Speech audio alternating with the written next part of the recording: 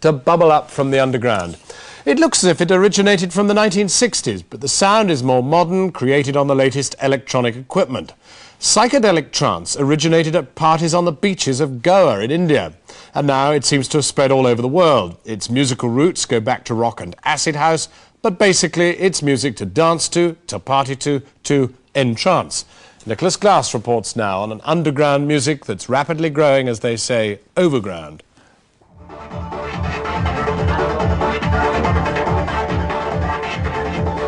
The visual debt is 1960s psychedelia, but whatever people want to call it, psychedelic or Goa, trance has its own distinct identity, and on the global musical grapevine, this electronic dance music is proving infectious.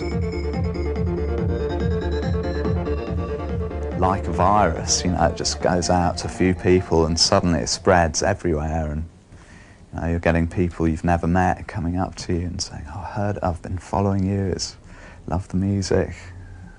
Promoters in Europe now, where 6 months ago they were doing house parties, they're now doing parties around this music.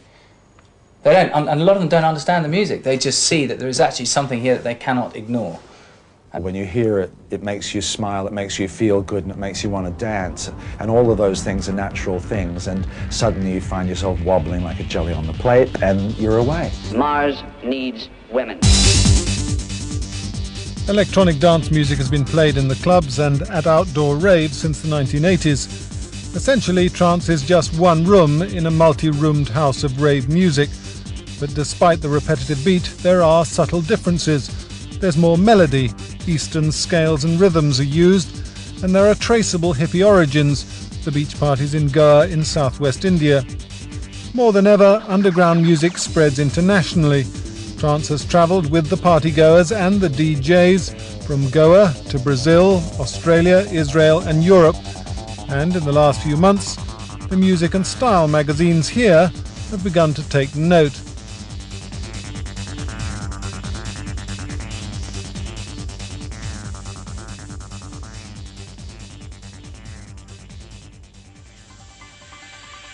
There have been trance nights in clubs in London, Birmingham and Manchester, as well as underground parties elsewhere. In this London nightclub, they spent hours dressing the set with fluorescent colours, creating, they hope, the right kind of mystical ambience for their trance dance. The organisers of this event call themselves Return to the Source. Any source, it seems, Eastern and Western philosophies. You name it, and the symbols are here: Indian, Maori, Aboriginal, American Indian, the tribal fused with the electronic. Up went a teepee behind the mixing desk.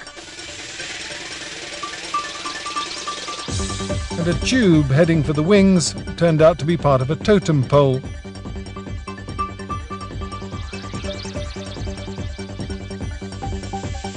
The ritual of preparing the dance floor was almost religious, and they say they actively discourage the sort of drug-taking long associated with the dance scene. We create sort of a sacred space, if you like a modern-day temple. We're offering a sort of a safe, fun place for people to come and enjoy sort of the ritual, if you like, of dancing together. And I've been sort of making a point of talking to the young people who come to the club. And they've actually come up to me and said, "Well, Chris, listen, for the first time I haven't taken any drugs tonight. I used to take 5 ecstasies, 4 ecstasies a night. And now actually I'm not taking any. And I found that I'm having the same level, the same experience, okay, it's not the same experience, but they're having a euphoria, and they're finding out that they can actually, sustain a level of stamina the whole night because of the energy of the club is so positive." But do you think that's many people or just a few? Well, I think it starts with a few, doesn't it? On a Friday night, there was a queue outside the club. Mostly people had come because they'd heard about the music, heard that these nights had a good feel about them. No one mentioned mysticism or spirituality.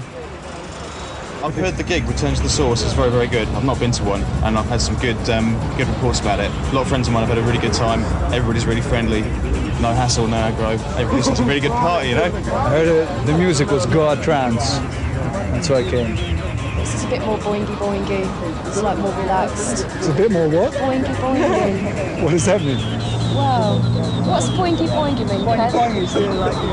You're really bouncy and you just feel really full of energy, and like people, you just like really relaxed, and the music just takes control of your body. Anything goes tonight, but it's all on a peaceful kind of vibe. I don't get any trouble in there.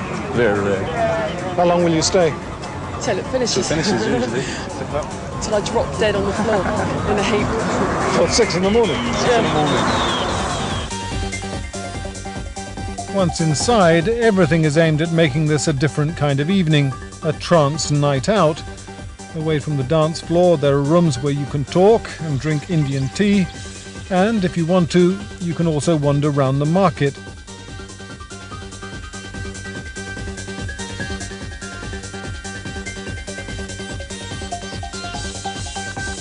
Trance is cheaply produced music which is beginning to have commercial potential.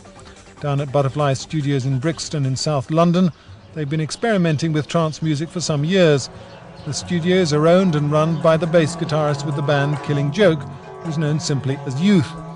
Long involved in the underground and dance scene, he's a child of the 60s. I think it's inevitably going to go beyond underground, as what happened with the beat poets of Ginsberg and the architects of the 60s psychedelic revolution. When that went overground, that was a fantastic thing, and that changed the world in a very big way. And I'd very much like to see this have a similar effect in a contemporary way. Do you think it will? I don't know. I don't know. Maybe. I mean, I'm certainly trying to promote the music and that vibe, if you like, to as many people as possible and turn them on to that.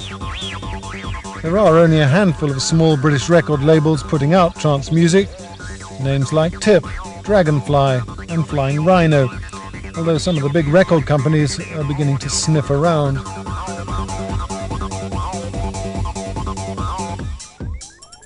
Dominic and I we DJ, and every time we play, there's always a handful of people who've never heard this music before. They might be into other forms of dance music or whatever, but they always appear and go, what the hell was that?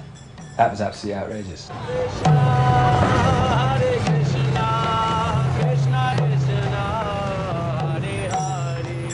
In the last 3 months or so, trance music has moved beyond the specialist record shops to the high street. A couple of Radio 1 DJs have started to play it, and indeed one of them is producing a Goa Trance album. At 23, Simon Posford is the first artist to make a psychedelic trance album on his own. He makes his music, like many trance musicians, in his studio at home. Even when I made the album, I never set out to make an album. I was just going to parties and made these tunes. You know, there's nothing like hearing your tune on a dawn, a beautiful dawn, and at an outside party, everyone cheering, and it's an amazing feeling.